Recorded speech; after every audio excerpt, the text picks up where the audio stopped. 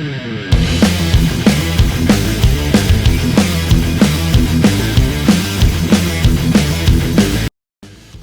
episode of ErkPod is brought to you by NTL Sticker Collective shirt of the episode.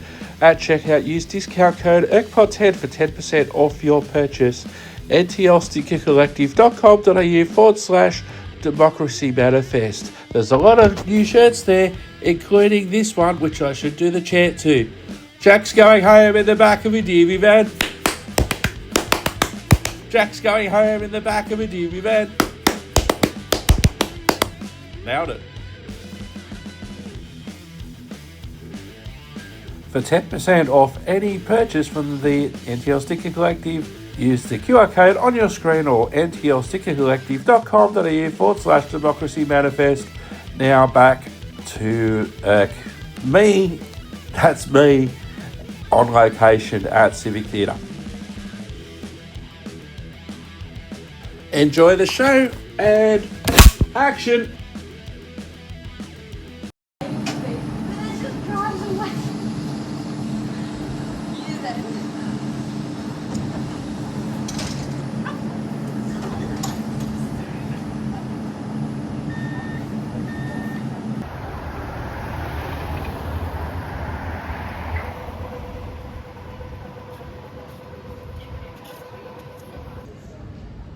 Hello, I'm Eric Brook and welcome to another episode of ErkPod. I'm outside the wonderful Civic Theatre in Newcastle. We're about to go inside for a tour. I'm excited because we're going behind the curtain and we're going to places where I never get to go.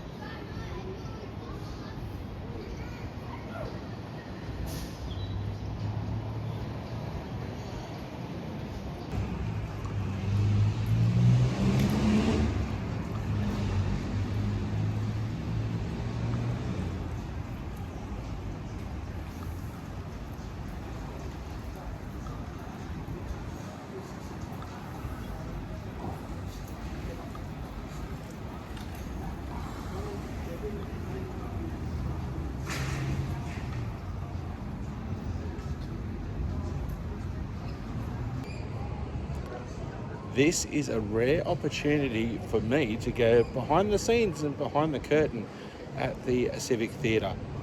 It's a part of a wider festival called New Annual, and I'm going to be exploring a show later on in this episode as well. But in the meantime, here's some shots of outside the heritage listed Civic Theatre. Normally when I come to the Civic Theatre to see a show, it doesn't matter if it's a musical act like Belinda Carlisle or Tommy Emmanuel, or the Newcastle or Sydney comedy festivals. Normally I'm walking through these doors behind you, but today I won't be walking through those doors. No. We're not walking through these doors today. We're walking through a special door that we're about to walk through. And today we'll be walking in through the stage door. But why is it called the stage door, and how do they fit everything through the stage door?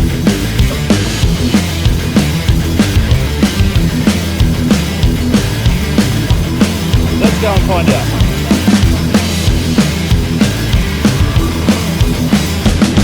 So here's the stage door. It's pretty skinny.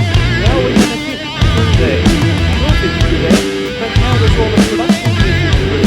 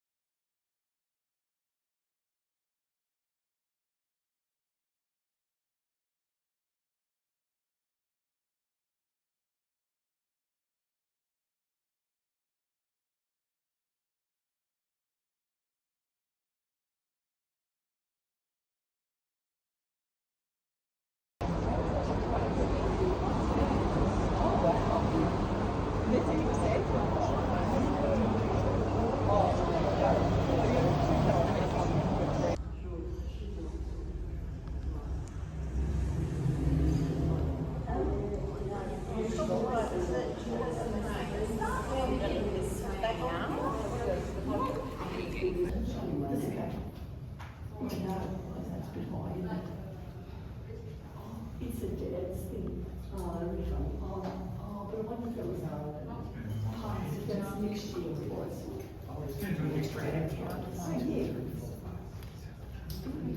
Secret bridesmaids business isn't good yet.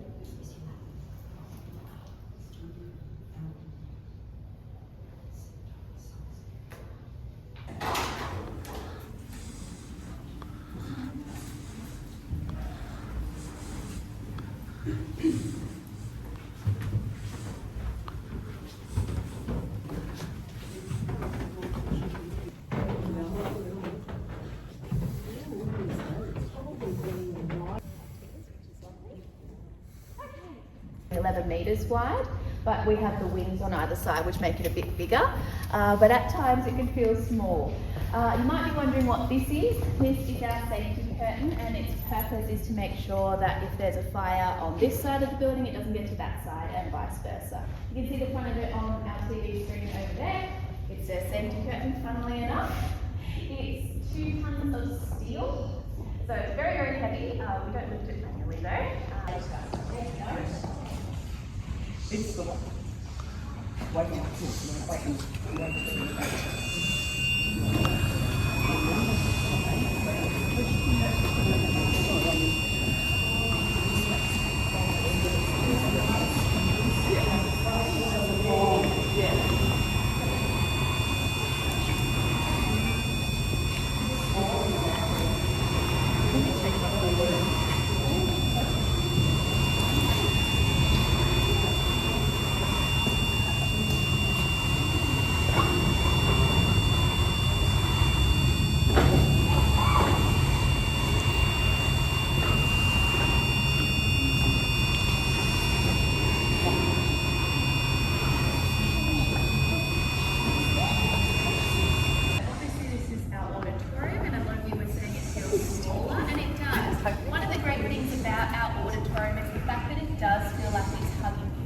Just be able to engage with the audience there.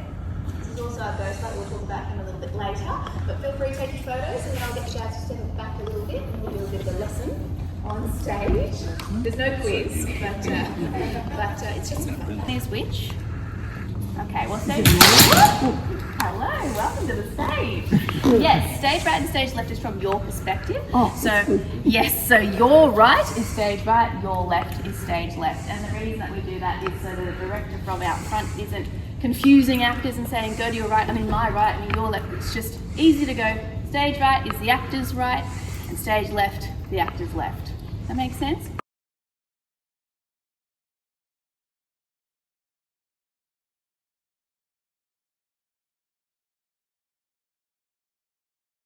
Basically a space for safekeeping when it's not on stage. We will be talking more about the mechanisms of the fly tower in just a second, but it is 13 metres above the stage, so it's quite high up. Our fly rail, all of these ropes are how we pull in all of the fly bars. We have 54 fly bars, and up the back of the stage you can see an empty fly bar which we've got sitting there. So all of our fly bars have the capacity of holding 420 kilos, which is a lot of weight. So across 54 fly bars, that's quite a lot. Our safe working load is 12.5 tons. We have it on the wall so we don't forget and exceed that. You would have seen, hopefully, when we flew out the safety curtain, the bricks that came on the other side. It's a similar sort of system over here, except it's manually operated, so we manually pull in the ropes to bring the fly bars in, and I'll do a demonstration in a little bit. So the fly system kind of works a little bit like a seesaw. So if we bring a bar in on this side and put something on it for a show, let's say it's a set piece, for example, we have to make sure the equivalent weight is on this side to make sure that it balances out. So over here, these are what are known as our weight cradles. They're quite big because we can store a lot of counterweight in them. These are our counterweight bricks. They're 9 kilos each, so they're quite heavy. And basically, as a seesaw goes, if you put weight on one side, this side goes up. So the cradle goes 2 floors above us to our weight gallery. I'll point that out a little bit later. and we have our staff members up there who are much stronger than me, and they load in all of our counterweight bricks to make sure that it's sitting in balance so that nobody gets hurt. And that's how that basically works. Along here, these knobs are our brakes, and they lock our ropes in place to make sure that they're not going to be coming down on anyone. You can see here every single line is numbered. We also have a blackboard that tells us what's on what line, so that if a stage manager says, can you please bring in the tabs on line 29, you can come along and go, that's what's on there, bring that one in. Quickly demonstrate something for you now. What should we bring in? We're bringing this water here. Okay. Alright, so just heads above you guys there. So there's, you can see the mechanism there. I won't bring it in too much further, but you can basically get the general gist as to how that works. That one right here. And when they're in balance, it's actually quite easy to move them as well. So really important we get that balance right though, so that nobody gets hurt. But doing all of that maths is something that I personally don't want to do. I'm terrible at maths. So we have our in-house riggers who do all of that maths for us. And does anyone know that whistling in theatre is actually bad luck? Have you heard that superstition? Well, there's a reason for it. So back in the 1600s, when they started to fly in theatres, the original riggers were all sailors, and they would communicate to each other through whistles. But if an actor was whistling on stage, sometimes that could be misconstrued as a cue. So they just banned whistling, and now it's just superstitious. But actually, if you go and do the riggers course, you will learn whistling, because it's part of the first part of that course, which is the dogging course. And you have to learn whistle codes, because that's actually how crane operators talk to each other still. But they use actual whistles, not mouth whistles. They might bring their own, but we have this one in-house for anyone to use. And basically, when a show is on, our stage manager is sat here and they are calling the show. That TV is normally spun around as well so they can see. And they'll have a headset on here, and they'll be cueing the sound, the lighting, the flies, props, everyone who needs to have a cue during a show, they're cueing them. The show doesn't start without the stage manager. They've also got a really busy job during rehearsals as well, making sure that everyone's on time. They're doing reports on every single show, every single rehearsal. There's a lot of admin involved. Some stage managers also need to read music. So if you're stage managing a ballet or an opera, you've got to read music as well. There's a lot that goes into that role. So very, very busy. They can also cue our actors as well, speak to them in the dressing room. So if Tom Cleese is late to the stage, they can call him down. I'm not saying he was, but that could happen. You always have a station where a prop is meant to be, so you can clearly see where it's labelled and clearly see if it's missing. It's kind of like a big crime scene over there, you know, with the chalk outline. So as well, once all of our masks, and that's what these curtains are, once they're all brought in, it can be really busy backstage. All of the crew as well, so it can be really busy, and it's like a big game of Tetris. All right, let's head back on stage. We're going to do a quick group photo, and then we'll do some more information.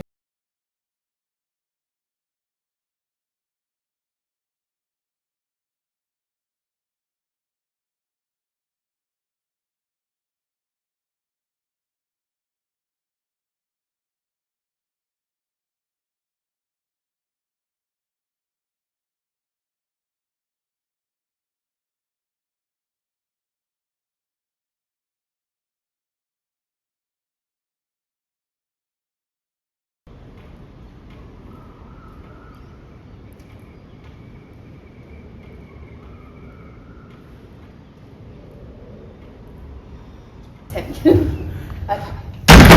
All right, so yes, everyone that comes in to bring in a show, they'll bring their truck, their car, their van, park it outside, everything comes in here. Did anyone see Come From Away or Rocky Horror in here? Yeah, either or.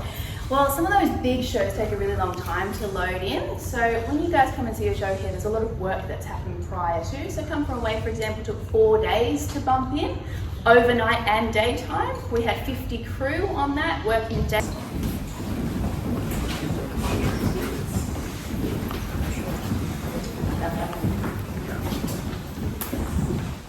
Ramp, and please note the dressing room corridor is quite narrow.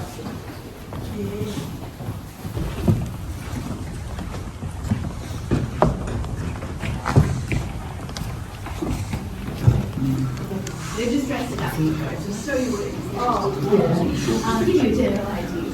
But yes, so we have 11 dressing rooms in total, spread across 3 floors. So this is our ground floor dressing rooms where our staff normally are. And the dressing rooms get a little bit bigger as we go up. Some of our top go up to the other floors dressing rooms. We're not going there now, but that's where they go.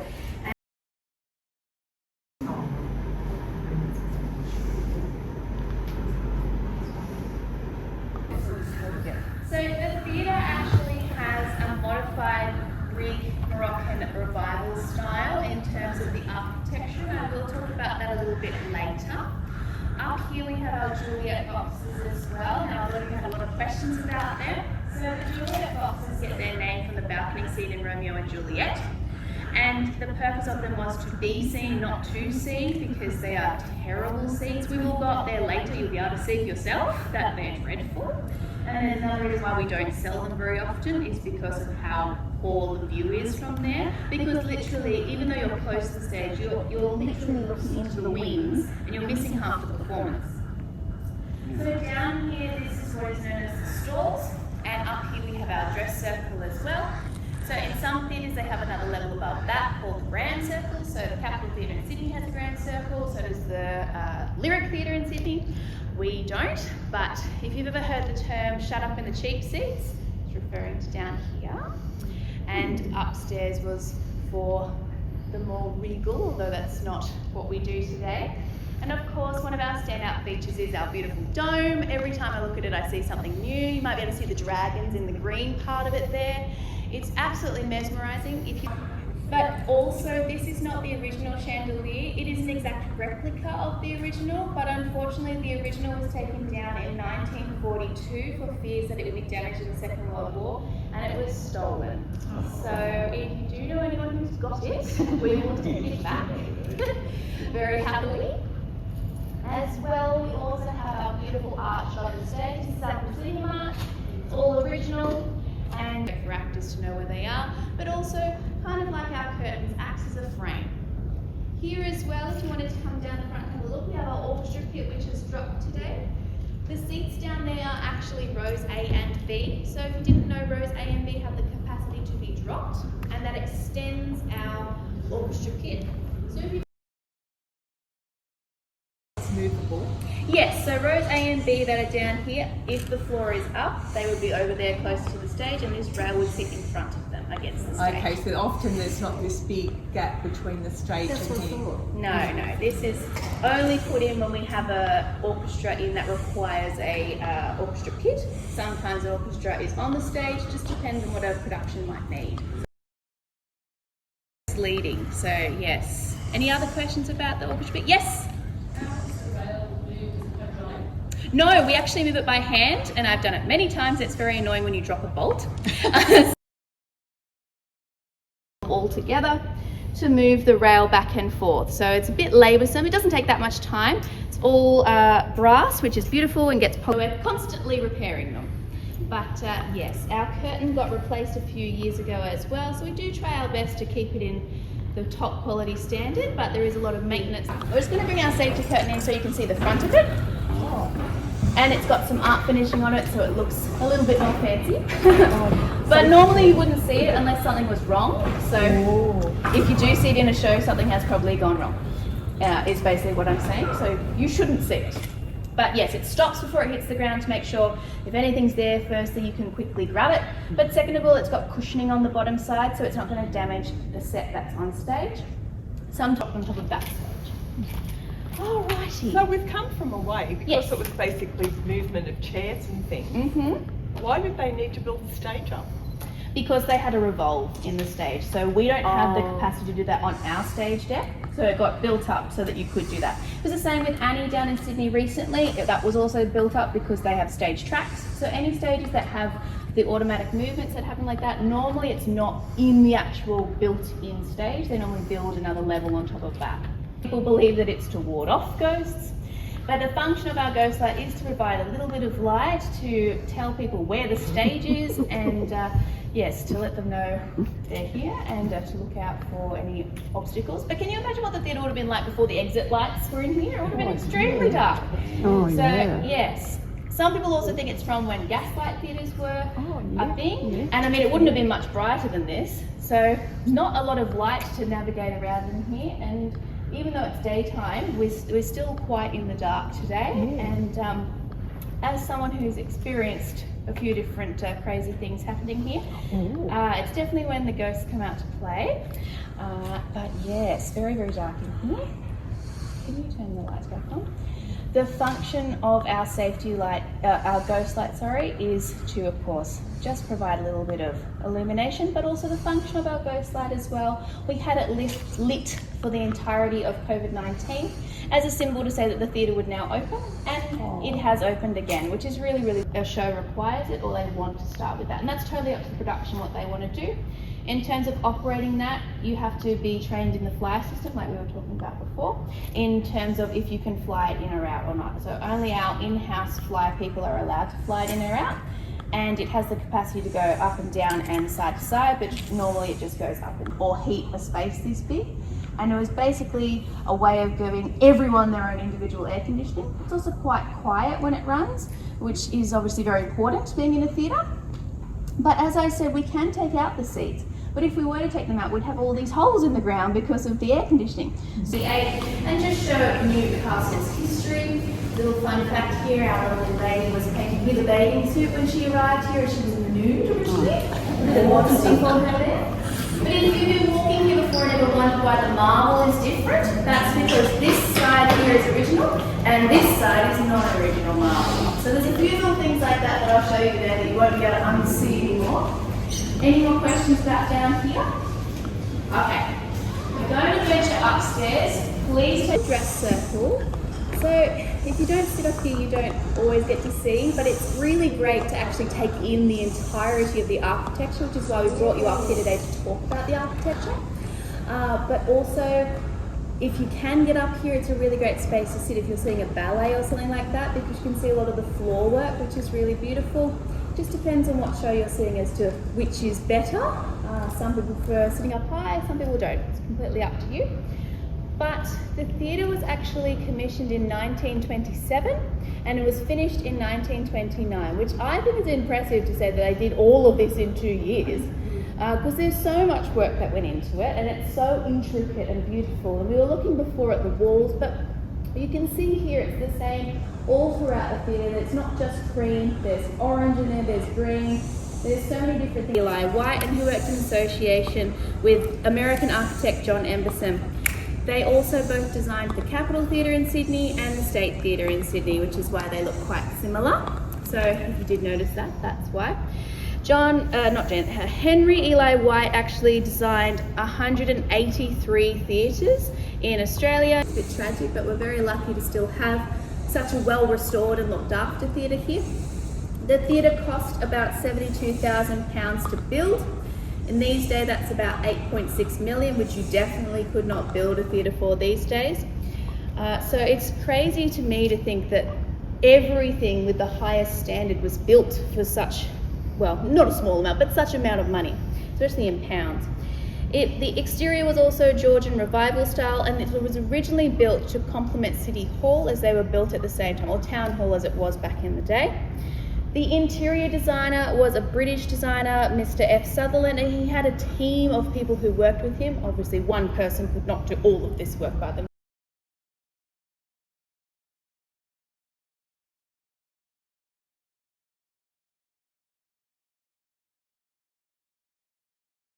Here, so in the auditorium, because they don't make it like they did back then. So it's all getting replaced, but that in and of itself is a massive undertaking because it's got to be done in accordance with the heritage. So it definitely was. It's just slowly going dark. So that's why we've got to upgrade it there. I said before as well, everything was built to the highest 1920s standard, but also what is great about our theatre is the fact that a lot of the materials were sourced here in Newcastle. Beginning in 1929 was not just a day, it was a week of festivities, and it all started with the illumination of the lights in Wheeler Street. And then there was an aerial pageant, there was also a carnival, there were tourist trips like you guys are on right now. processions, sports programs, there was a reenactment of the landing of Shortland, and there was also a race between a speedboat and a seaplane. The whole city sort of came to life. I'm not sure if I said it downstairs, but I did say that there used to be shops around the place. So those shops there were 14 of them, and they were also built to make sure that it was thought that if you were coming into the city just to see a show or just to visit town hall, it might be a bit boring. So it was to sort of erupt the city and bring some life into the space and encourage people to come into the precinct. The first stage show that we ever had was the Rare Jewel, and it's still a show today. And even though the theatre was built for traditional theatre, it actually became a picture house for a long time. Oh, hello! That's all good. So it became a picture house for a very long time. So you might remember coming to see films here, yes. The original operation room is up behind you there. That's our modern day buyer box where we can operate our follow spots from. Sometimes we also operate lighting from up there. But yes, that was also because of the Depression that it changed into a picture house, and it operated as a picture house up until the mid-70s. Speaking of the cinema, our resident ghost Joe, there is a story about him. So that it's thought that he was either an attendee who came to the pictures all the time, or he worked as a staff member here. And he used to meet his sweetheart here and see the films together, but her family did not approve, and so she was sent over to the UK. We still do shoot films here, we still play them, we had one just last week. But we're actually going to move down to the Juliet boxes now so you can see what it's like down there. Costa's going to take you down there now, but just be careful on the stairs as well. We're going to break into smaller groups as it is a bit narrow.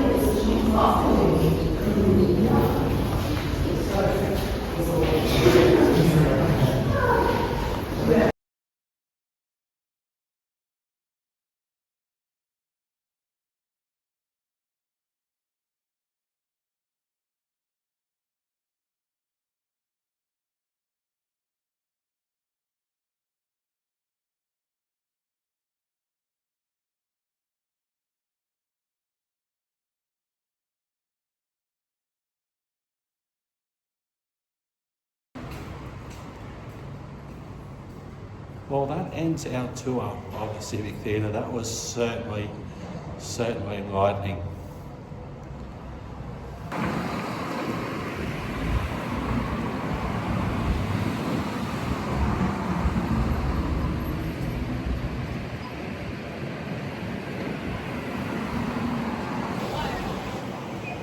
It was just amazing to see behind the scenes of the Civic Theatre. Very, very old theatre, as we heard during the tour, and it's fantastic to be able to go behind the scenes and find out what makes the productions work. A big range of productions, as we can see partly on the wall behind me, and it'll certainly give me something else to look at next time I'm at the Civic. But now it is time for me to head home after a very interesting tour of the Civic Theatre. Thank you to the staff and all the other people on the tour. We had 23 people on the tour in the end, and it was certainly a fantastic way to spend an hour behind the scenes.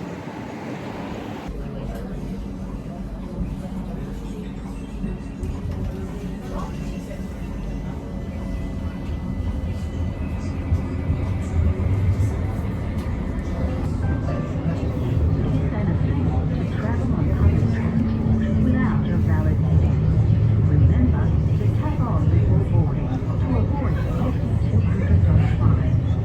that was an absolutely amazing experience. I do like behind the scenes tours. If you get the opportunity to do so at a theatre such as the Civic Theatre or any other major theatre like that, and you're into the behind the scenes action, definitely have a look. It's been a long time since they've actually done tours like that, and based on the feedback that the Civic have had and based on the number of people going on the tours, it's quite possible that these tours will continue into the future. It's a part of the new annual festival, which is on in Newcastle at the moment. We're going to check out one of the other performances, or one of the many performances in the Newcastle area during the month of September and early October as the new annual festival concludes.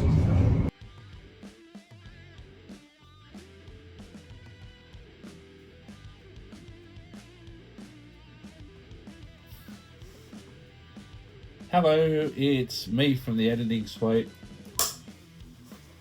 I did enjoy putting this episode together. I hope you did enjoy it. Of course, there were some technical problems. It was recording on site, and it was the first time that I'd actually recorded a live on site tour such as that. The tour guide, Jennifer, she was wonderful. One of the workers there at the Civic Theatre in Newcastle with a lot of experience behind the scenes, and that experience really came through on the tour. Sometimes it's really obvious when someone's passionate about what they're guiding you on, what the tour is about, compared to someone who's just been given some notes and just said to take this tour around. As I noted during the episode, it was a very popular tour with quite a few tours of the theatre conducted, and I hope that more tours of the theatre are done, and I'd probably go back and have another look, and maybe have a look at some of the other theatres as well if that's an opportunity that I get. So coming up is what initially was going to be a part of this episode as well, and it was originally going to be Meet Me at the Baths, and that was going to follow on straight away. But I felt that the episode that you've just seen and Meet Me at the Baths, the live production, they needed separate episodes of their own. And Meet Me at the Baths, what it did was led me to record some other episodes at some local beaches, which will be coming to you soon. So what I'm going to do now is give you a slight preview of what you can expect to see from the next episode. Meet Me at the Baths. It was done live on location at the Newcastle Ocean Baths, and it was a performance which, if you didn't have the headphones that were provided, you would have had no idea who the people were in the live production or anything like that. Of course, I'll talk more about that in detail on the next episode, but this will give you a little bit of a insight to what I saw and how it could have been just a normal day at the Ocean Baths. Some of the people that I did film actually weren't part of the production, but I'll try and leave that to you to see if you can figure out who was part of the production and who wasn't. So what will follow now is a preview of the next episode, Meet Me at the Ocean Baths, and we'll finish with some outtakes as I tried to... During the show, for people who had paid the money, they were given a pair of headphones, like the ones you can see on screen. So that way, in conjunction with microphones that the actors were wearing, we were able to hear the dialogue. You won't be able to hear the dialogue on these recordings, but you'll be able to see the people walking around the Ocean Baths, and you may think that until you know who the actors are, you may think that the actors are just general members of the public until you know what you're looking for. So on the screen, the director of the performance is doing a sound check and talking to the people in the crowd with the headphones just to make sure that they can all hear what's going on before the performance starts. it was certainly a very, very different way to consume a live performance rather than being in a theatre, for instance. This is an area that was open to the public at the time, not just the people who had paid to see the performance.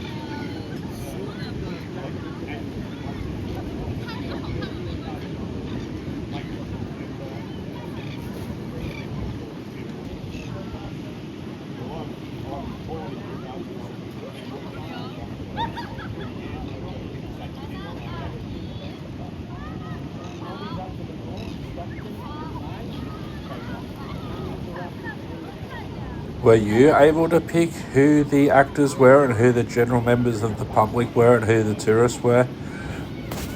More detailed look into this performance on the next episode. Hope you have enjoyed this preview and also the behind the scenes look at the Civic Theatre. I've been Eric Brook. Thank you very much for watching. Ta-ta and farewell. And as promised, here's some bloopers.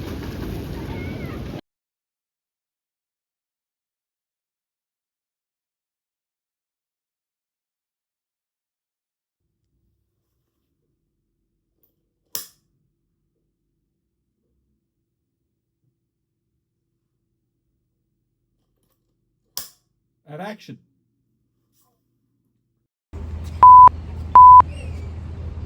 So this is normally where I go and see a show. And that should not have happened.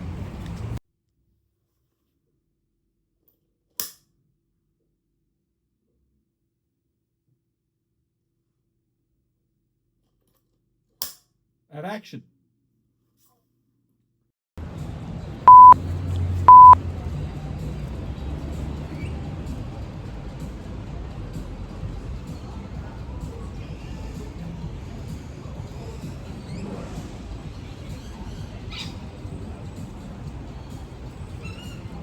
This is normally where I go and see a show. I normally go through these doors to see.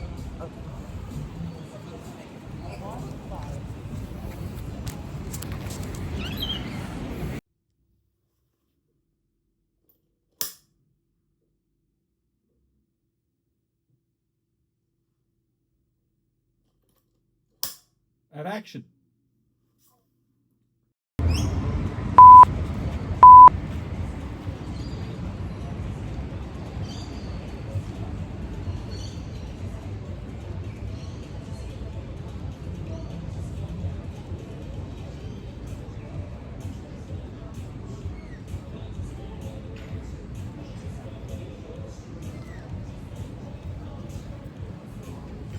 Normally when I come to the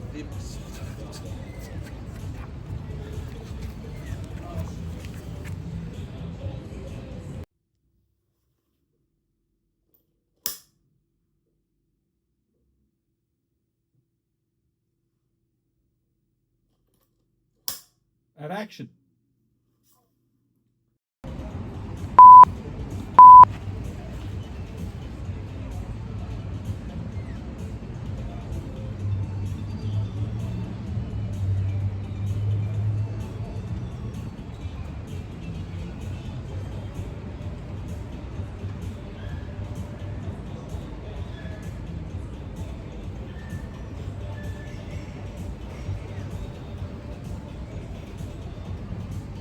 Normally when I come to the Civic Theatre, I'm going through these doors to go and see a show.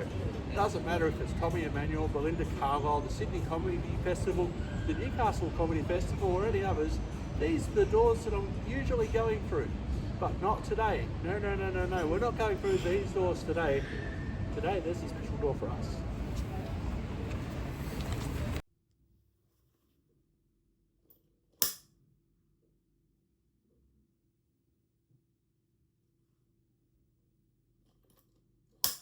And action.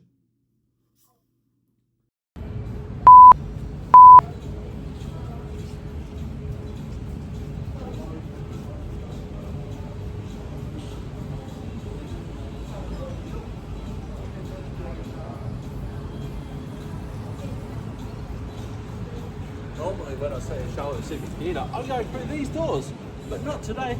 No, we're not going through these doors today. We got a special door for you today.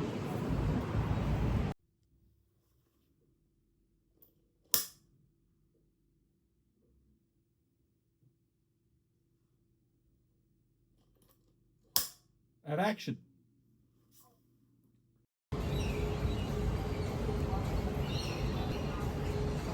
Normally when I come to the Civic Theatre... What? Try again. Take 6. Oh, I didn't even bring my clapperboard. Oh my God.